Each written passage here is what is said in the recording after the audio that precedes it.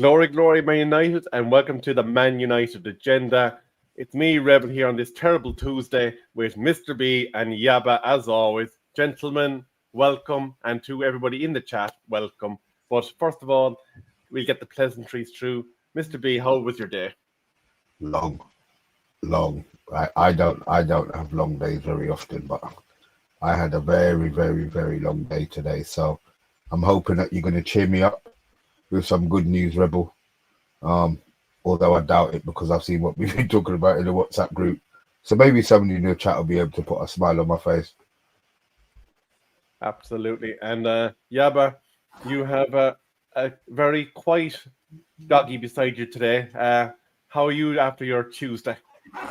Yeah, like Mr. B, really long day. I was driving home thinking, man, I work hard. I really work hard, and put up with a lot of stress, which where most people would crumble, I come through, So I'm really proud of myself. It's the resilience of being a Man United fan, with everything we've been through. We're still standing. We're still here doing the agenda. We haven't packed up our things and, dashed the channel away. We're still here showing our face. That shows resilience and bounce back ability. And that's how I feel as well. I've got that resilience in me to come back and face the music. So I'm doing good, Rebel. How are you? Not too bad. It was a 6 a.m. start for me this morning, so getting very sleepy. But, there's Man United business to be talked about. And as you know, we go ahead in rain, snow, or sleet here in the Man United agenda to get the news to everyone. But before we cut our teeth into a deja vu almost of bald is best in terms of our CEO, Omar Barada, and his interview with Andy Mitten, there's a few people in the chat that we do want to say hello to. But before I do, the gaffer would be absolutely annoyed with me if I didn't mention that we are on the road to 4K. And before the season starts, if you do get us there, the gaffer has sanctioned that there will be a giveaway for those that help drive the channel into getting to those 4K subscribers. It's absolutely free to subscribe to the Man United agenda, and every like and subscribe that you do give us does help the channel greatly. So please do get those likes in for us. We do appreciate it. But other than that, I want to say hello to a roll call of Andrew, Chat Sport, Far 1994, I Am Titanium, Patrick Pillow, Danny B, Simon Warner, the gaffer himself, Solo, and Acers are all in the chat. So you're all very welcome, and I look forward to seeing your comments as the show progresses. Now, where do I get rid of this comment? There we go. Gentlemen, Omar did do an interview with Andy Mitten of the United Stand, or the United We Stand fanzine. So there's a few quotes that I picked up. Now, they're not all there. And there's one that I've saved off the PDF that I'm going to hit you with at the very end. But let's get our teeth around this. So, first of all, he's speaking about Reuben. And, hang on, back one. He firmly believes that Reuben as a coach and what he's trying to do, he thinks that the short-term pain this season is the worst that we're going to see and that we're leaving the worst behind us. He said when he took over the job last summer that he could never have envisioned that they would finish 15th. That was never the goal, and they probably underestimated the time it would have required the team to adjust to his system. So he believes in Reuben, but just kind of on those comments, was Manchester United in a bigger hole than even we imagined, given the fact that a man that was highly successful at Manchester City did not foresee the pitfalls? No issue with that. I mean, look, Man City are built on stronger foundation than us. They've been very successful. He's coming to a club that he has to rebuild, from the bottom all the way up. At Man City, everything was in place. Good structure, good owners, finances there. No, easy work for him. So he's saying here, I couldn't have said last time we were going to finish 15th. That was never the goal. Of course, he's going to say no one's going to aim to finish 15th, especially when we finished 8th the season before. We finished 8th, and we thought, okay, let's try and push on and get higher. But we ended up getting lower. No one foreseed that, no matter what. Let me just state this to you guys. He's a chief executive. Now, I've just had to look this up. The chief executive is the highest ranking individual in a company. And they're responsible for expanding the company. So we can't sit still with him. We've got to expand. So when he sees us not expanding, going backwards, that reflects on him. Driving profit and improving share prices in the case of public companies and that sort of thing. So it's all about expansion and improvement, and he takes responsibility for that as a CEO. So it doesn't reflect well on him, but his project now has to get better. And I think with his pride that he must have in his job and how, and the responsibility that he has as a CEO, I just think if he targets that, growing, getting our share prices up, getting more profit within the club, then we would be successful. But obviously, he oversees the management, the head coach, Reuben, and he's backing him here. This is a serious backing. I heard him say a few days after the last game of the season, he liked his speech on the pitch. He liked what he said there. And once again, he's endorsing him, saying, I like this guy, I like Reuben, and he's going to back him and get behind him. I firmly believe Reuben in Reuben as a coach and what he's trying to do. So Reuben's obviously explaining to Chief Executive what his approach is, what his project is about, and what he aims to achieve. And the Chief Executive is going along with that. So there's no concerns about sacking or anything like that, despite coming 15th. It's just a back-in here of the coach from the Chief Executive, the biggest guy in the company. Was I supposed to have something to say after that, was I? You're muted, Rebel. Oh, my apologies. Here, I'm only getting back into the swing of things, so mea culpa. I suppose, Mr. B, I'm going to give you the next piece. So he said he knew that when Reuben came in mid-season that it was going to be difficult for the team to perform. We saw it as an investment for the following season because we were going to give time to Reuben to get to know the squad, the club, and the Premier League. They have a settled management team. They have a settled coaching team with the technical team around them. And on the football side, there's a clear idea of what they want to do, what players they want to get, how they want the team to play, and how they're going to integrate academy players going forward. So he seems to be preaching youth promoted into the squads, which is very much the United way. Does that fill you with hope for our youth teams? The youth team players, yes. Because he obviously integrated quite a few of them. This is obviously heaven. Only cost us $1 million. Whether that was by fluke or by design, whether they knew the talent that the young boy had, is we don't know. But a lot of his quotes are very fairy tale-ish in regards to there's going to be no more. We're not going to finish. We could easily finish 15th again. I don't think we will. I'll be honest. I don't think we will. Amarin now knows the type of players that he wants, and it's up to the club to go and buy them. Do we trust them to get all of them done? No. But we've got a couple of them in already. I think he's trying to paint a pretty picture of how the season actually went. Giving him time. All right, they didn't expect to finish 15th. Nobody did. Let's be honest. Nobody did. But he just... it just seems to be very... We wrote the season off. The season was done, but that's what we expected. We've got everything in place now, and we're gonna give it a good go. Well, show us your metal then. Show us what you've got. We've got Kinya in. We already know the trash that we need to get out. Maybe the Sancho one was a bit of a surprise, but they've got 5 million sitting down on it now. So show us, Barada, what you're capable of doing now, because as Yaba was saying, when he's the head honcho. They've done all of these cutting costs. all of these cutbacks here, there, and everywhere. Let's start seeing the fruits of it now. You know, go out there, get rid of the trash that we don't want, because let's be honest, the biggest part of the Man United transfer window is going to be getting rid of the rubbish. So, Barada, get your finger out your backside. Yeah, you've given your interview. I'm glad it wasn't bloody Reuben this time. God bless him. He spoke, you know, he was speaking nine times a day last season. Every 2 days, he was an interview with somebody else. You know, so I'm glad Barada's spoken.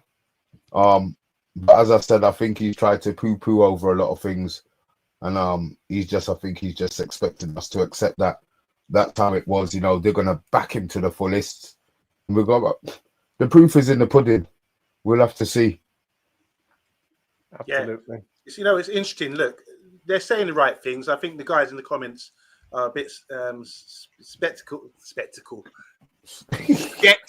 about what's being said here. But I believe in this. This is what you're supposed to be saying. This is what you want to hear.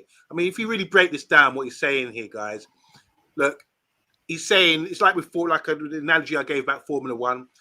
Why invest this season? Let's build for next season. He brought in the guy mid-season, knowing it's going to be difficult for him to perform. And we saw it as an investment for the following seasons. That's what he said there. And it's true. So it's all on this season to see if there's an improvement from last season. Because they made the decision to bring him in mid-season. They accept that.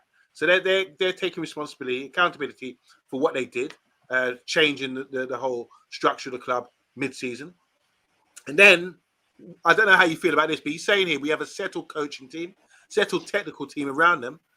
And on the footballing side, there's a clear idea of what we want to do and the players we want to get. So everything's in place now, it seems, the CEO is saying, for us to be more successful. And when the manager says good times are coming, it's because he sees as well, this is a United thing they're doing, that he sees that the structure's there now for us to be successful. And that's it. Took some time, took us being on our face in a 16th place for us to get the structure in place. But now it's there. We can only go forward and build on this, and there can be no more excuses. We've got to start playing better football, and with everything that's set up around them, that's a good foundation to build from. Absolutely. And Alan, I did see your comment about Vlahovic. We will touch on that in the back end of the show. It is an interesting one, and we will get the panel's views on that. But before we go to the comments, there's a few small bits that I want to tidy up with. He obviously talked about Cunha and the transfer being the first one across the line. He's saying that nothing will be easy, that nothing's going to get solved with one summer window, but they're on the right path. And he says, on going back on his word about wage cuts, that he does apologise. And he said that the financial state of the club was unforeseen. And on the finances, there has been some reports circulating on the accounts of people that are very much into their finances that Manchester United in 18 months' time have a 600 million debt that is coming due. So how they're going to manage that is obviously probably in the forefront. But the one I want you to get your opinion on is, he said that we can win the title by 2028.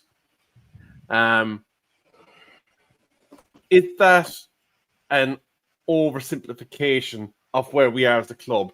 2028 is literally, 3 seasons away in terms of overhauling the club. What's that? 6 transfer windows.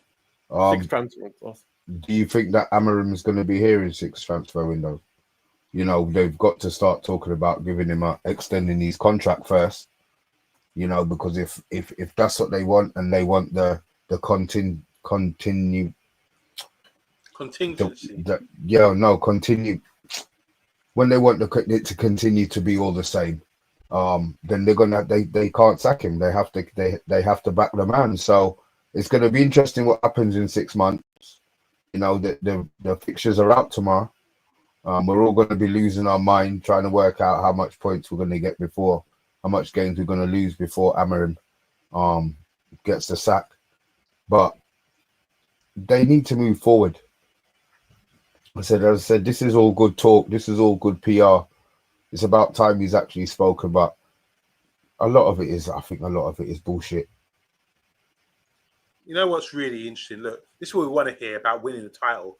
So they're saying 3-year, it's a 3-year project, and that's not bold to really say that, but they must be gauging on what they've got in place and the steps it takes to get there. It's not going to happen overnight. Even though I've said, look, we could do a lot better this season and push again. I accept that within 3-4 years, this club the size of Man United, with the resources we have, and getting the right people in, having that good foundation again, it could happen. It can happen. It does take time, though. It does take time. We just have to be patient. And this is where I urge with the fan base as well, have a bit of patience here. They're declaring something to the fan base. They're saying, look, have some patience. Could be 3 years to rebuild after all the pain and suffering we've been through. So with that in mind, when I'm hearing that, I'm going to say, all right, let me watch these games with a different mindset and say, okay, don't expect miracles overnight. Let's just try and grind on and support the club with the direction that the CEO and the management want to go through. We got to be on board with that. There's no point listening to that and saying, "Oh, it's crap," whatever, right out the window, because we are not geniuses. These are the guys, insiders, know what's going on, know experienced like staff members who know what it takes to reach that sort of level. If he was someone like Johnny come lately, he hadn't done it before, then we'd say, what do you know? But he does know because he's done it with City. So words are cheap. Look, this is the kind of thing.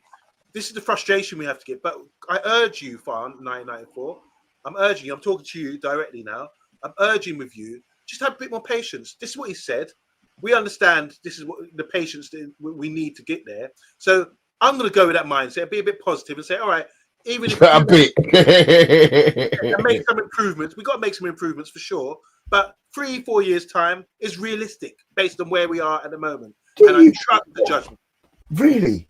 Forgetting about the fact that most teams are going to be spending, you got to think about the 6 teams in the Champions League this season, all got 100 million more than us this season. They're not in debt.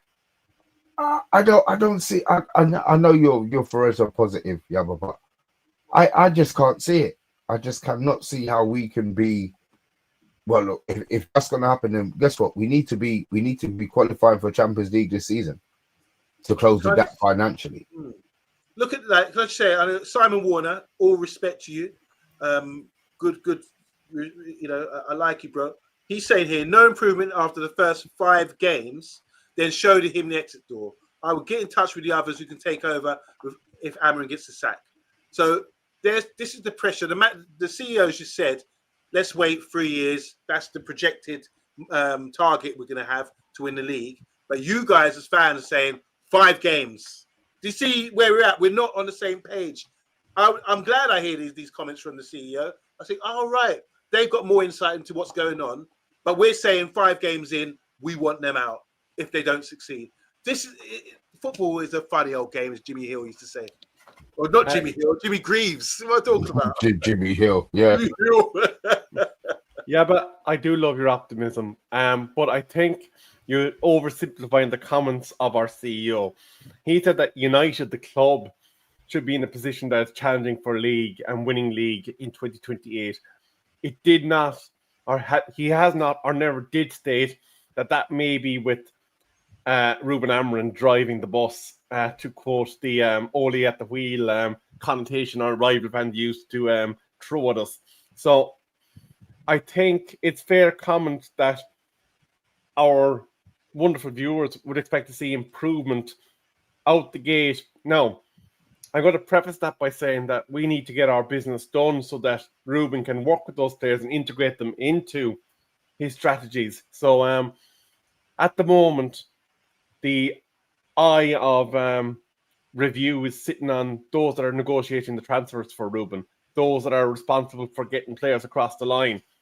But once he gets those players, and once he starts pre-season, the ball then is firmly in the court of the manager because he's got his players within his squad, and he then will have to show that there is a style of play, that there is a plan, that there is basically something better than what was happening shambles in terms of the last season, because 15th place is an unforgivable failure. Andrew's pointing out we have got 1 in and 0 out, so there is a big problem there. I know Andrew was saying that yesterday. 1 in, 1 out. I don't think it's that. I think it's the certain ones going out. The ones that can generate the money is the ones that I think they kind of want to get out first. Obviously, we don't want the poison to come back into training and stuff like that. But I think Sancho's determined to leave. So he will come back because his contract says he has to come back. But from when he doesn't have a shirt number and they've made it perfectly clear he doesn't have a shirt number, then he knows he's got to go. You know, same with Garnacho. He told in front of the whole squad, you know, I hope you find a club to play for. So he needs to be actively looking for a club. I mean, he said today that he wants to stay in the Prem. I actually don't care where he goes. He's not a player who frightens me with the ability that he may or may not have. I don't think he's a player who come back to burn me. I think burn the club. I think somebody like Kobe is going to come back and burn the club. And I'll be honest, if Rashford stays in the Prem, he's going to come back and burn the club. Absolutely. Interesting thoughts. Do you want to get some comments in from the viewers before we go any further? Yeah, let's hear what the comments are saying. So, there's a lot of comments about the goalkeeper. I'll just take this one. Welcome. That's a newbie. I don't think I've seen him before in the chat. Very welcome, Moses. They're basically saying that as long as Onan is there and the mistakes that he can bear during a game, that Manchester United is basically on a hostage up to fortune. Do you agree that Onana remaining, even if we get in the central midfielder, even if we get in Mbuemo, we get in one of the top name strikers that we want, is Onana the Waterloo to all that? The Waterloo. Mr. B answered this. Whether he swayed his mind, because you called him Papadong fingers or, criticise his goalkeeping last season. Mr. B, can you what do you think? Because a lot of the guys in the comments talk about Onana. We're not going to win anything while we've got this mug in goal. That's the kind of comments we're hearing. So, do you think Onana can improve? Do you think there's any room for improvement with him? There's loads of room for improvement, but he can't do it. We'd be better off, the pendulums that swing on the clocks that just do this. We'd be better off having one of them in goal, and hope that when they shoot, have proper hands on it, nice strong hands, a little bit of wood behind it to keep the ball off. That's the best chance we've got. No chance. I don't see. I mean, look, Heaton has extended his contract. They're going to get rid of buying this, so they're going to be looking for a number 2. I hope the number 2 that they look for, they are expecting him to oust Onana, and then come halfway through the season when this goalie that they brought in is proving in training how good he is, that Onana realizes, I gotta go, and then he decides, because him saying, he's saying, he's staying. He's obviously been told he's staying. All I'm hearing is he gets on with Amarin. I don't give a shit. He's a shit goalie. He's a bad goalie. Come on, man. I know, but you're there. You're thinking, give him a chance. He's had chances. He got us kicked out the Champions League the first season. Let's not forget what he did for us in the Champions League. He had a good 2 months, maybe, partway through this season. But he's an accident waiting to happen. You cannot trust, unless we're going to go out there and be clapping up, man, 4 goals. We're scoring 4 goals. And then praying by some miracle that Onana's not going to let in 3. Then great, we can do that. If we're banging in 4 goals a game, then fine. If Onana can make the mistake. But if we're going to be playing the dead football that we had last season where the games are close, and all of a sudden this person has made another mistake, then it's not going to help them. he comes in. Yeah, he had all of this bravado when he came in, shouting at Harry Maguire. Who's he going to shout at now? Don't shout at anybody. Shout at yourself, bro. Big bag of shit. So no, I'm not. He's not going to improve. He needs to be gone. He really does. He really does need to be gone. Just I understand. They talk about profit and loss and all of it. Maybe they can pencil in getting a loss of him specifically to get him out of the club. They want 30 mil for him. Take 25. Take 25 and take the loss. You know what I mean? It's going to benefit the club. It's going to benefit us as the fans. People talk about all of this mental business and all. Bruv, he's making us suffer. He's making us suffer. He don't help nobody's mental health. You know what I mean? It's not a joke.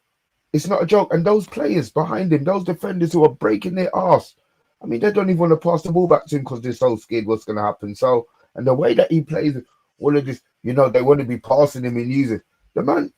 Oh, we brought a ball playing goalkeeper in. That's fantastic. Guess what? He don't play ball. We forgot that goalies are supposed to be able to make saves. So no, I want him gone. I don't. Sorry. After all of that, I do want him gone. You want him gone? No. You gathered that. I don't see any future. I don't see how we finish in the positions that you think we're going to finish with Onana in goal, though. Yeah, but no chance. Rebel, what's your thoughts on Onana?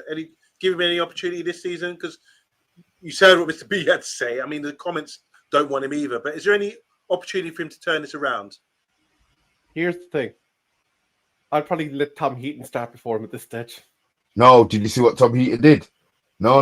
I don't even know why they've extended Tom. We need a new goalie. Tom Heaton's old, isn't it? It's going to take him so long to get down to the ball. In training, that's fine. But in a match, no. There's no. Yeah, No. But what if you got out a can of WD-40, sprayed on the joints? That'll surely loosen them up a bit. Oh God, yes, frame Heaton. Yeah, we need another goalie. Maybe Onana will stay, that's fine, but they need a number 2 goalie in who's going to be pushing him, and somebody who's going to play in the cup games to give Onana a rest. You know what I mean? Somebody who's able to show their ability. We were screaming for Bayende, weren't we? Oh, he must be better than Onana. He's fucking not. He's worse. He's actually worse. You know what I mean? So we've got 2 trash goalies and some really old man.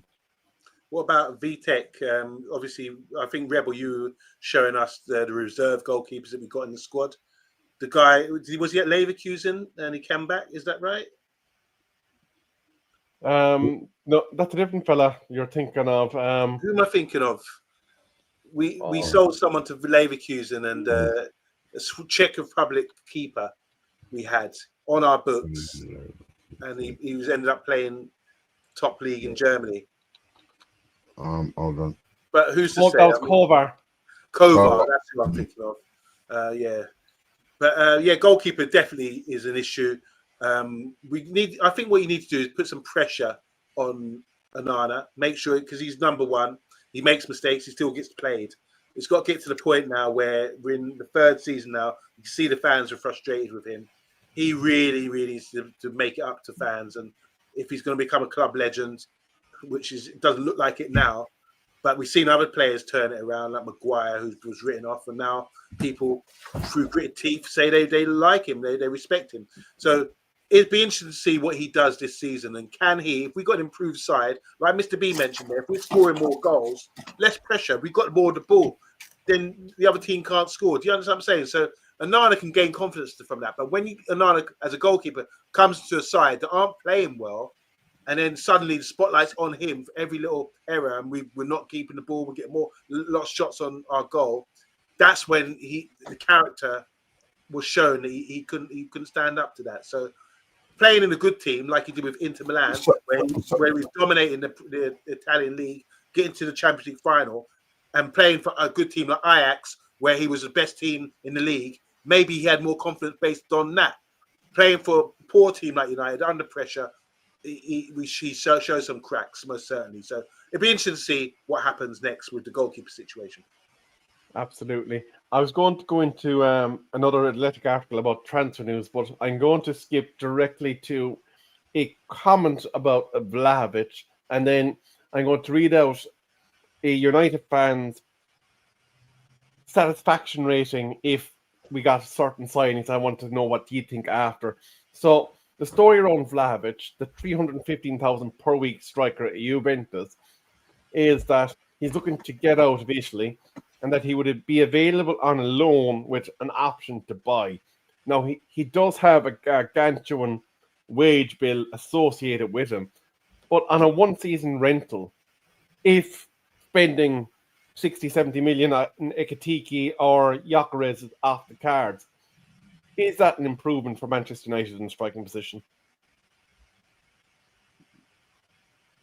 You want some of this, Mr. Oh, you want me? All right, cool. I like Vlahovic. This is a guy, a Serbian guy. When he played for Fiorentina and he was killing it in the Serie A. He scored a lot of goals. And obviously, when you're playing well in one of the lower teams, the big teams snap you up. And he's gone to Juve. And he's had a bit of an up and down experience at Juve. Juve, the old lady, haven't been as great as they once were. Inter Milan have been dominating the last few years.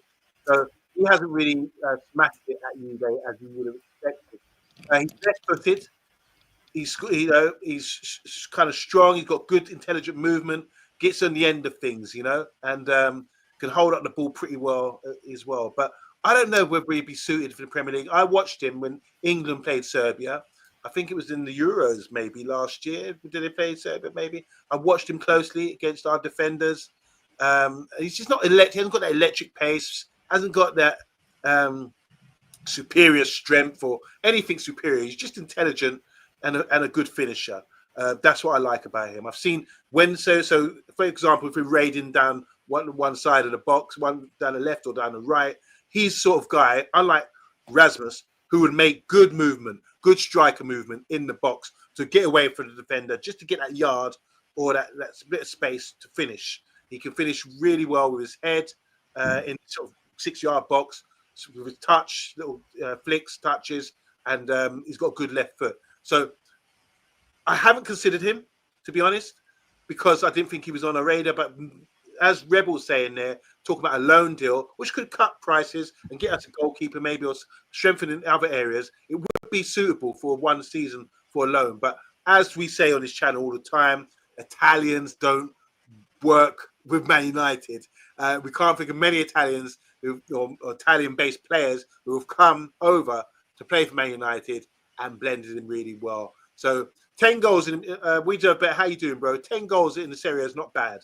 It's a league where you really struggle to get 20 plus goals. If you score 20 goals, that's seen as outrageously good. So I like him as a player. Haven't considered it, but now you've mentioned it and a loan deal, it's a possibility. Bollocks. That's the Yabbers talking bollocks. Why are we now going to get an Italian striker? A striker that we already know. Rasmus came over with all of this fanfare. We've got Zerkamp who's come over here with less. He's actually said he don't score goals. So let's not get no Italian forwards.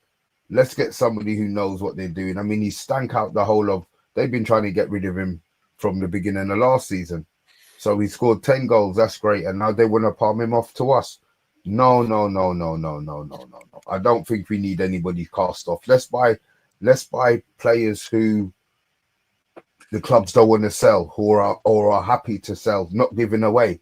Guaranteed Vlahovic has been offered to Jesus Christ and his mum for this summer transfer window so far. There's no takers. There's a reason why. He's no good. And even if he is that good, Juve wouldn't be wanting to get rid of him and wanting to be signing who? Rasmus? This is the point. These clubs hold Rasmus in such high esteem. We've seen him play for us for 2 years. We showed the graph yesterday. What did somebody say looked like an embryo on the graph yesterday? So let's not get it twisted. We don't need no Italian based striker. We don't. Look, I'm gonna Scott McTominay. He was never going to get player of the season here. He's gone over there and he's caused the chaos. He's caused the chaos. He's not that good a player.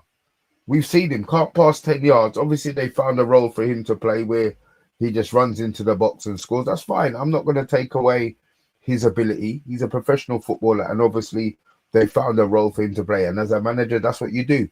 You identify your weaknesses and you try and fill them. And that's what he did with Scott. But we saw Scott McTominay play, and he used to get me mad. 5-yard passes, can't make a 5-yard pass. Yeah, get him to arrive inside the box, no problem. But we were supposed to have -9 to be doing that. Little did we know, that we got rid of the wrong person. Maybe we should have played with no striker and had Scott box crash in the box, crash in the box to score the goals. You know what I mean? It's a mess. It is a mess. But no, we don't need any Italian-based strikers. I mean, even midfielders. I've wanted Edison from Atalanta, but if Scott's going over there and causing all of that trouble, maybe Edison's not that good. You know what I mean? Maybe we need a French or a German-based player. Those ones who will take, who can take some licks and give out some licks. You know what I mean? We don't need flanker man coming to the club, man. We need some proper.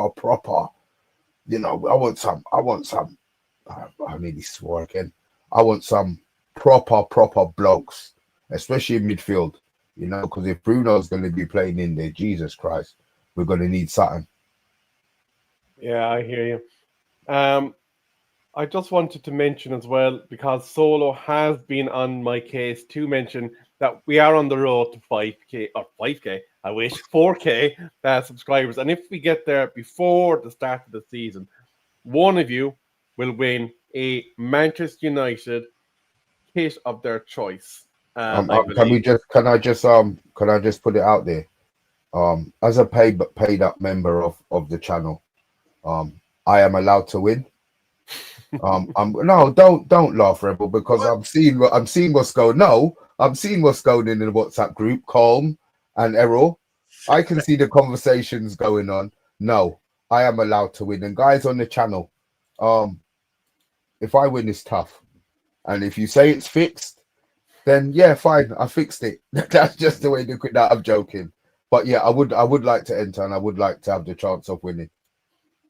Well, we'll have to wait and see whether or not the lads will let you have your wish, but we definitely. I'm actually begging.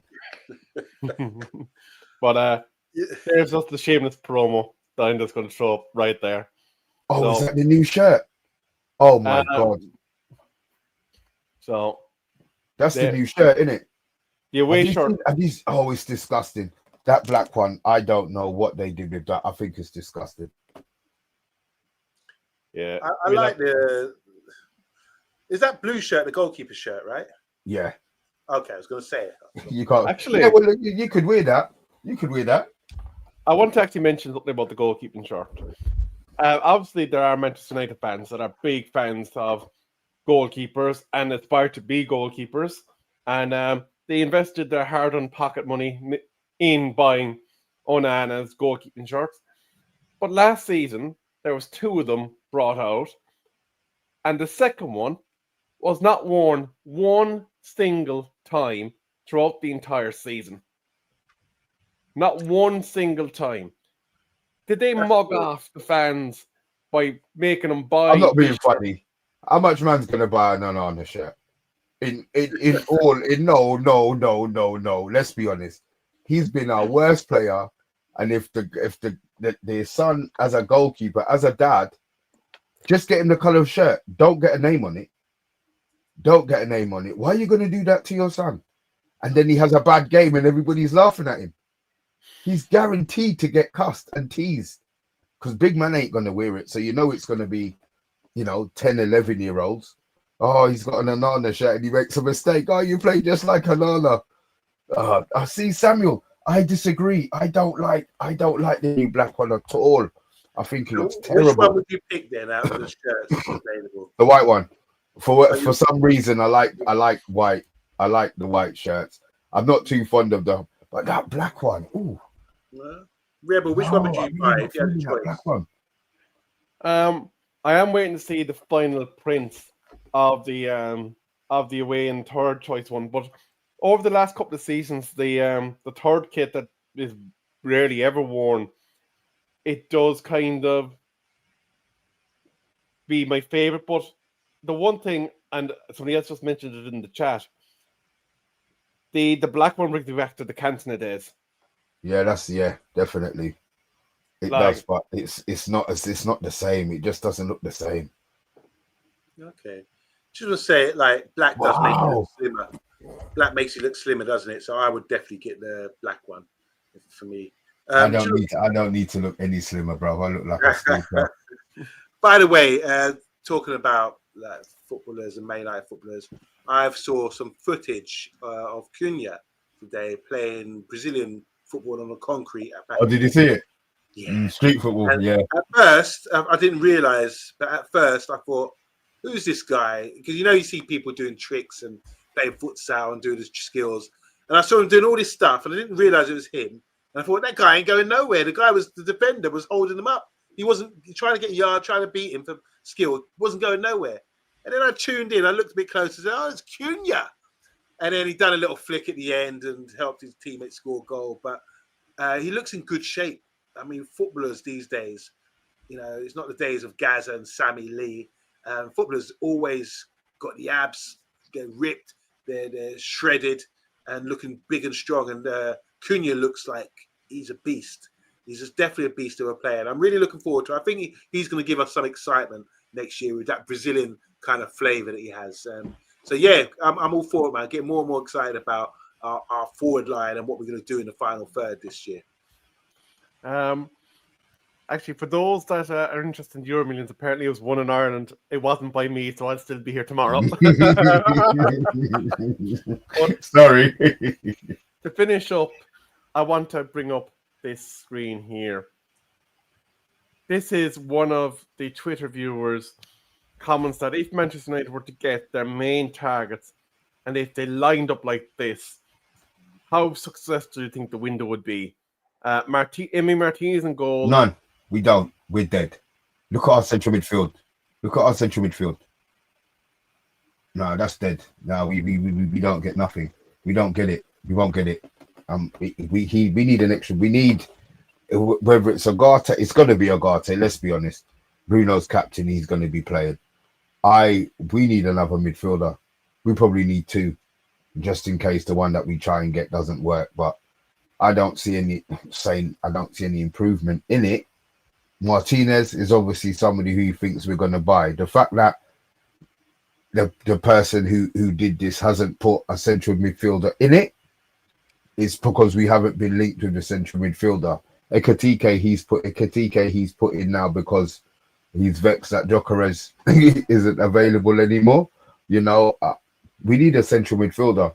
I think our biggest issue next season is going to be central midfield. Yeah, you make a good point there, Mr. B. I mean, looking at this, it looks great.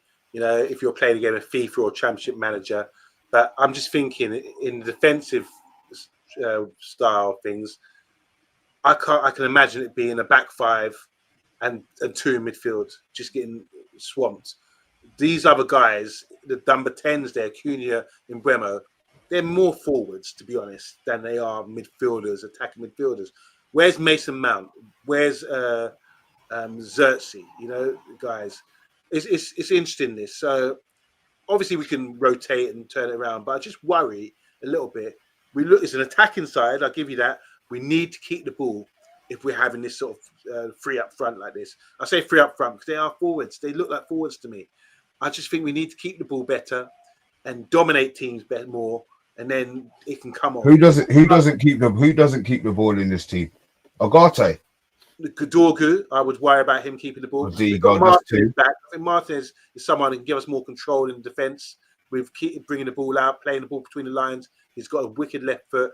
But I just feel that in the defensive zones, could we get overrun where there's a big space between that midfield four and the guys ahead of them. They need to recognise, as the manager said, with this shape, which is can be vulnerable if you're not on it, the guys coming in need to get drilled as to where they need to be at every time on the pitch, because otherwise we're going to get overrun, and I don't want that. So that's the only concern for me. But it looks like it's a very exciting side, and I can't wait to see what we can do. Can I just say big up to I Am Titanium, who recognised that Ekatike is actually a palindrome. What? It's spelled the same forward and backwards. E-K-I-T-I-K-E or E-K-I-T-I-K-E. Oh wow! Wow, Oh, good spot. Imagine. Bit like I wouldn't have. Yeah. Okay. Well done, I'm Titanium. Yeah. And actually, there is one last story that I am going to bring to you, because you did mention Monsignor Mount of the number 7 jersey. And the same person that posted the Vlahovic story and the loan is reporting that Reuben Amorim does not believe that Mason Mount is good enough and wants him out. Wow. Ten Hag thought he was good enough and got it really sort of worked to get him in. Yeah, I don't know. Let's see what we think on the panel. Personally, I think Mason Mount is good enough. He just needs a good run. We haven't had the time to see It's him. so positive. I wouldn't get rid of him this season. He's proven he's an international player. He's English. Was an international player. Well, but whether he's good enough or not, I think he's good enough to be in the squad for sure. It's just a case of getting him a good run of games and not getting him injured. That's turned a lot of people off. So for me, it'll be yes. I don't think he's going anywhere. Amorim played him a lot last season. I don't think he goes anywhere. He's going to be back up for either Cunha or Mbeumo. I say Mbeumo, we haven't got him. I'm talking like we've got him. I think he covers the number 10s. I think he covers the 2 number 10 positions. Either side he plays. So no, and he's got more intelligence than a lot of the players in the team. He just needs to.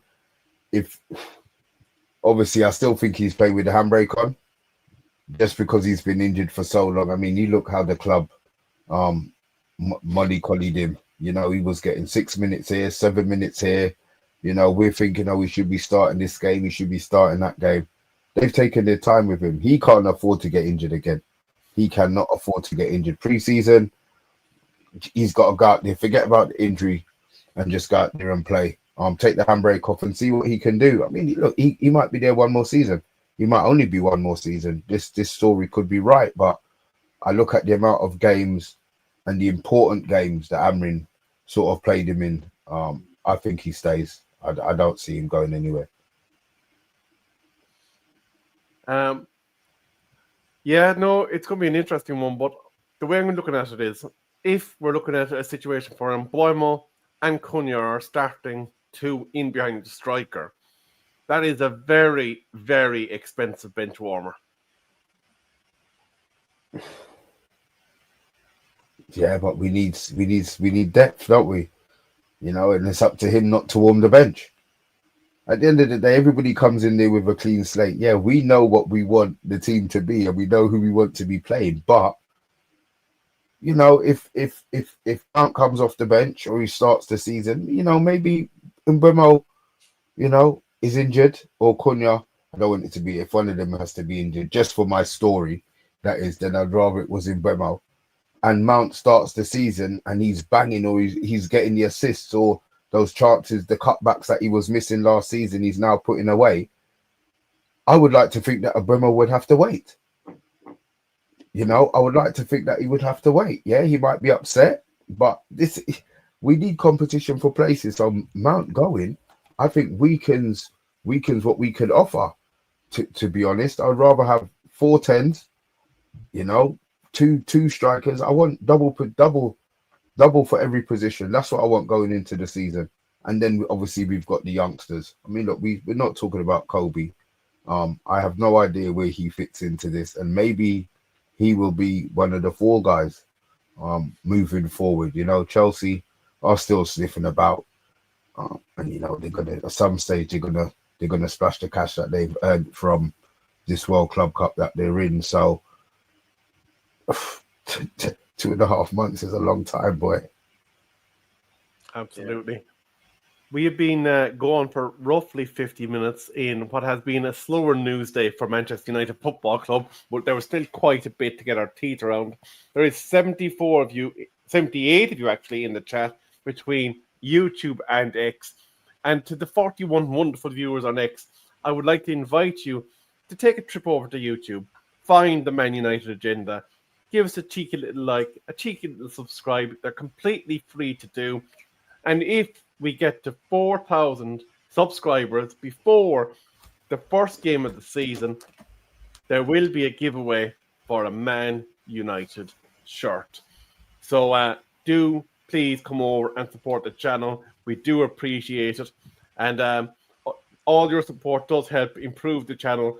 And as you can see, Colm done a sterling job in the rebranding. And we would like to thank him again for all the work that he's done over the last week and a half, because he's been putting the shoe to the floor and getting a lot done for us. But we will be back tomorrow, same bat time, same bat channel. Maybe we might have a little guesting or two on, who knows? You'll have to tune in on the Man United Agenda. Good night, everyone.